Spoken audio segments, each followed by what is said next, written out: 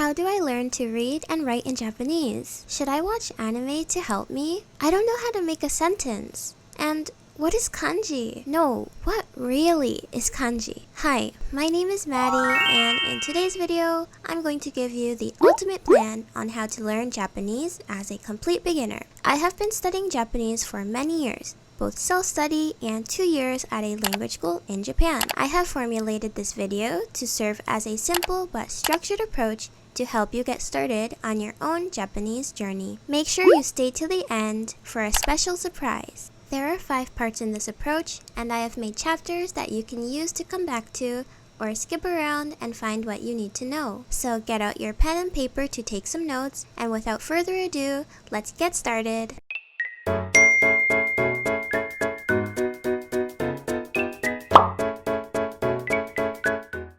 Number 1. Learn the basics of Japanese writing systems. When you start learning Japanese, the number 1 thing you should do to make things easier for you later on is to learn the writing system. This way, you will be able to make flashcards easier and engage with real Japanese media faster. Trust me, it will really help you out in the long run. In Japanese, we have 3 writing systems: hiragana, katakana, and kanji. Now, you might be wondering, why in the world are there 3 writing systems? Actually, they each serve their own purpose. Hiragana is one of the 2 phonetic alphabets in Japanese. It is used for native Japanese words and grammar functions. Typically, young Japanese children can only read and write in hiragana because it's what they learn first. Katakana is the 2nd phonetic alphabet. They look different from hiragana but have the same sounds. For example, this is a in hiragana and this is a in katakana. They make the same sound, but they look quite different, don't they? So, you might be asking yourself, why do they need 2 alphabets that make the same sounds? It's kind of redundant, isn't it? Actually, no. Katakana serves a different purpose. It's used primarily for foreign loanwords. And it's also used for some names and sometimes when you want to emphasize something. Or sometimes just because some people might think it's cute or quirky. In this case, it's being used for its main purpose to spell out foreign loanwords. It says torein or train. When I was first learning kana, I printed out a photo I found on Google of a Lucky Star katakana chart and taped it above my bed. First mistake is trying to learn katakana first. Trust me, just learn hiragana first. I would stare at it every time I would pass by my bed, and I stupidly thought this would make me learn katakana. Because of my foolish ways, it probably took me around 5 months to learn kana. Don't be goofy. Don't be like Maddie.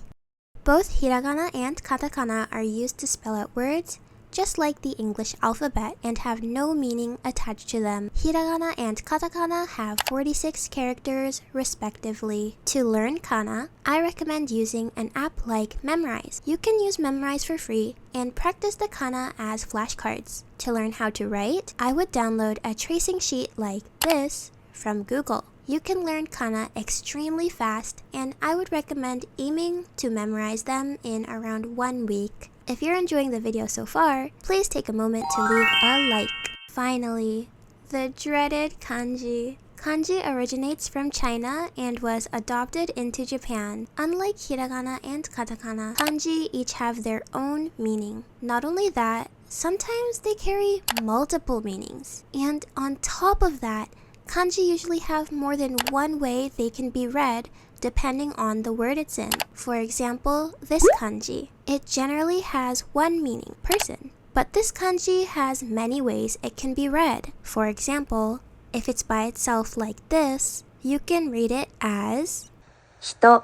But if you combine it with this kanji, which is usually read as 他, like this, you now read this word as 他人.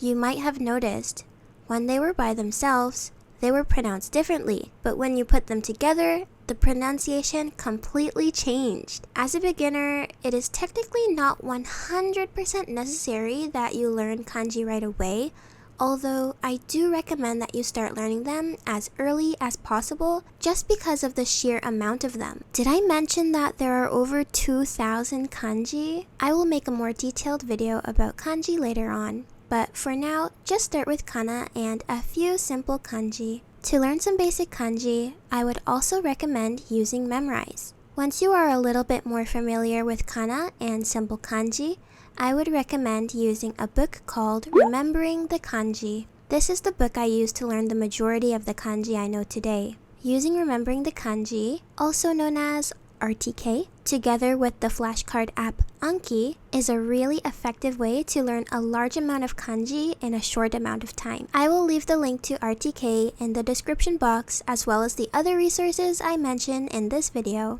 Once again, there is too much to mention about kanji that I cannot fit into this video, so I will make a detailed video about it later on. Make sure to be subscribed with the notification bell on so that you know when I upload it. Number 2, build a foundation in basic vocabulary and grammar. Now, obviously, to be able to speak Japanese, you need to know words. And a lot of them. A really important method to follow when learning new words, particularly verbs, adverbs, adjectives, and so on, is very important that you learn words within a sentence. This way, you learn how to use the word naturally in its proper context. For nouns like dog, cat, and so on, it's perfectly okay to learn the word by itself. I recommend using pre-made memorized decks that you can find for free. It's best to begin with a starter deck like this one. I also highly recommend using the textbook Tango, which I will leave the link for in the description box. This book is great because all of the word it lists also have the word being used in a sentence, so you can see the proper context.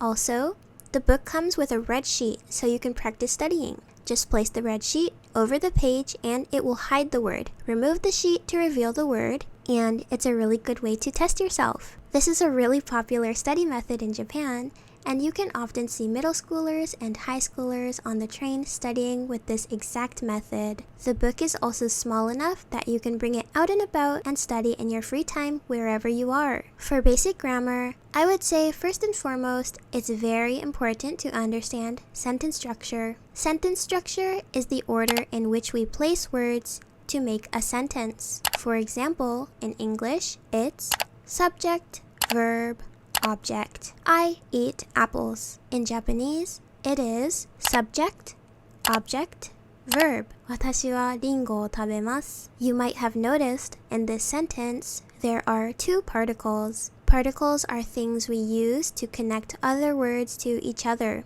These are also very important to learn. I recommend using the free website Japanese Test for You. For a textbook, I would recommend the very popular Genki textbook. The link will be in the description box as well. As a beginner, the best way to find words and grammar that you should be studying is to use resources for the lowest JLPT level. For example, if I go to Memrise or JapaneseTestForYou.com, I would search for JLPT N5 grammar lists and make notes with those. Taking notes is really important. Remember kids, you can't learn by osmosis. Don't know how to take grammar notes? Leave me a comment, and if enough people ask, I will make a detailed video about how to take notes. Number 3.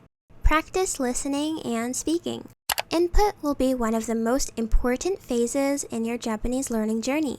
Input refers to consuming the language as opposed to using the language. Listening is a very important part of input because this will affect your accent when you start to output, also known as using the language. Listen to Japanese audio such as podcasts, songs, YouTubers, and anime. Try using resources such as Japanese Pod 101 or NHK Easy News. There are also a lot of YouTubers who post casual conversations in Japanese for beginners. As for output, practice speaking with native Japanese people. I highly recommend using the website italki, especially if you are someone who is living outside of Japan and it's hard to find someone to practice with. I used italki a lot when I was living in Canada, and I really love this platform because the teachers there are really good at keeping the conversation going because it's their literal job. Also, there are Japanese teachers who can also speak other languages like English, so they can help explain things to you in your native language if you don't understand. One of my main problems when I was starting to speak Japanese Japanese was that I was nervous about awkward situations where I wouldn't be able to communicate properly, but if you speak with a bilingual tutor, there won't be any awkward silences. Actually, I have a link in my description box for italki where if you purchase $10 to use on the website, they will gift you an extra $5. Be sure to check out the link to take advantage of this free money.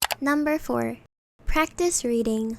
Now that you know how to read and write kana and a few basic kanji, it's time to start reading some easy material not only to grow your kanji knowledge, but also your vocabulary as well. When you have freshly learned kana and don't know any kanji yet, you can practice by reading children's books that are strictly kana. However, I would like to mention something. Reading kana by itself is grueling, to say the least. Without learning kanji, it will be extremely hard to understand anything. So once you've got the grasp of some basic kanji, you can now move on to manga like Shirokuma Cafe or Doraemon. These manga have furigana. Furigana is the hiragana spelling placed above kanji. Utilize books for children to practice your reading skills. Another fun way to practice reading, in my opinion, is to actually read Yahoo Answers. You can read a lot of crazy situations, and I find it really entertaining. It's almost like reading Japanese Reddit. Now, you may be saying, Maddie, that's way too advanced for me. How could I read all the kanji? And that's where this awesome and free resource comes in. You can download a Google extension called Rikai-kun. Rikai-kun is basically an extension for when you hover your mouse cursor over a Japanese word, it will not only give you the reading for that word, but also the English translation. If you guys don't know, I'm actually studying at a college in Japan, and all of my classes are in Japanese. So this extension has helped me so many times when reading difficult lesson materials. Number 5. Practice regularly and keep a schedule. Practice setting a schedule and studying Japanese daily. It's okay if you only have 10 to 15 minutes a day, but it's really important to stay consistent and review what you know so that you don't lose it. The more time you study per day, the better. But even if you only have a few minutes of downtime, make sure to make use of it. Consistency is key to language learning. Check out my 10-minute self-study routine in the iCard above. Set realistic goals. Set small, achievable goals to stay motivated. Celebrate your progress, no matter how small. Remember, learning a new language takes time and persistence. Enjoy the process and keep practicing. Now you have all the info you need to start learning Japanese. Did you stay till the end? It's time for the surprise. I finally decided to post myself speaking Japanese. So if you're curious to see where following these tips could take you, take a look at my video where I only speak Japanese. See you in the next one.